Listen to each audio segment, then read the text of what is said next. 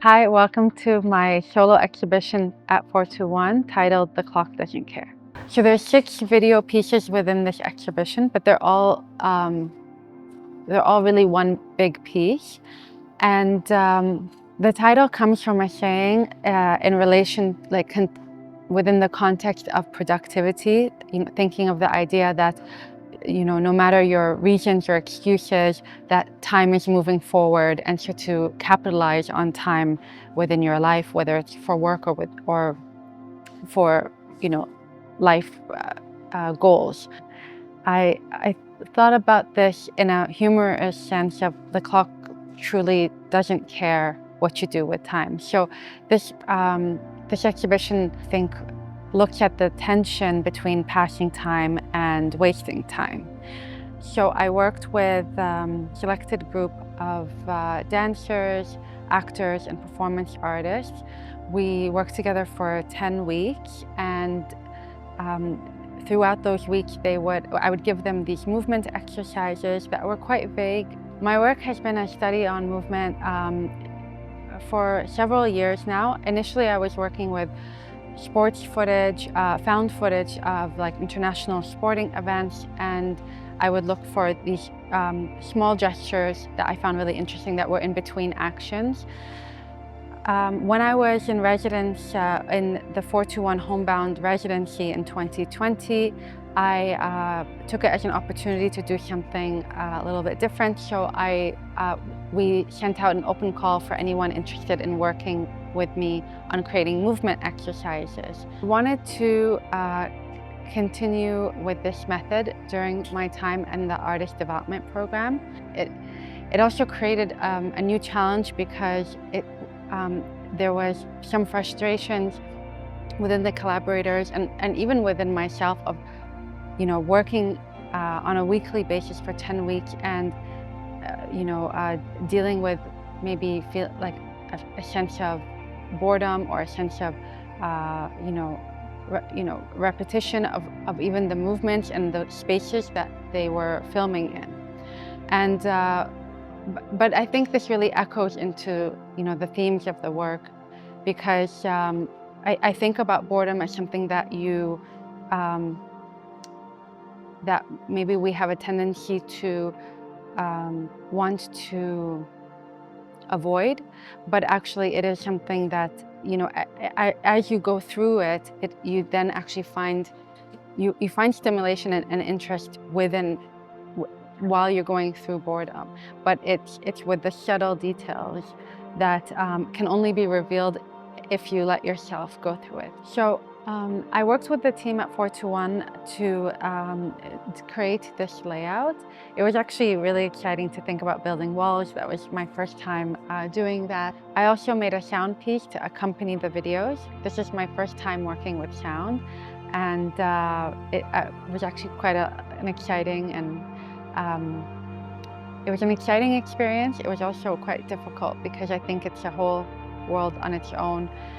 With this piece, what I wanted to do is not to have the sound respond to any particular video or any particular movement, but the sound within itself actually has loops in it and has kind of overlays of different instruments and different volumes, so that it also acts similar to the videos in terms of layering the clips on top of each other. During my time in the artist development program, I broke it up into 2 phases. The first phase was sessions that I held with the collaborators, and we worked on that for 10 weeks, collecting footage. Once that was done, I worked on the second phase, where I worked with the 421 team to think about the layout, how to install the work, and I worked with my mentors on building the videos, the sound piece, and the overall concept. And while going through phase 2, I spent a lot more time with the footage that we acquired and thought about how to have them sit next to each other and which ones respond well to one another, and thinking about color, line, and just general composition qualities. So this exhibition is a presentation of the time spent with the collaborators. Within the videos, you'll notice that the clips are filmed mainly in the collaborators' homes, or maybe their usual spots, or kind of yards, or some kind of frequent locations. And so there is this relationship with the everyday, just everyday life, and the way that we also perhaps maybe consider wasting time or passing time, within the everyday. So time when, or locations where you are, not, where you don't tend to feel as productive.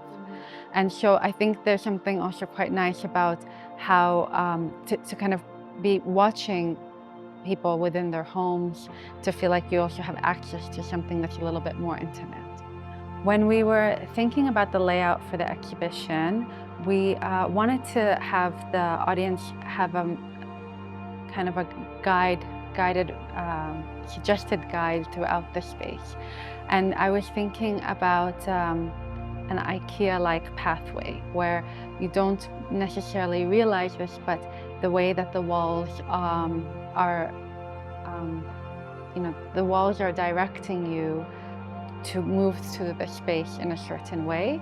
So within the enclosed spaces, there are these windows that allow the audience to view someone else viewing the work.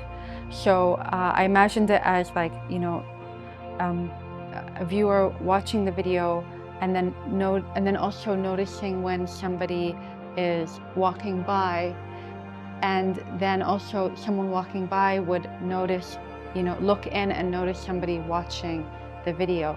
So I like this idea that there was people watching other people while they're watching the videos of people, So, and then also the window acts as a frame, so it is also cropping the people walking by, or the people that are standing in front of the work. So from a distance, they're also activated as like, a live movement.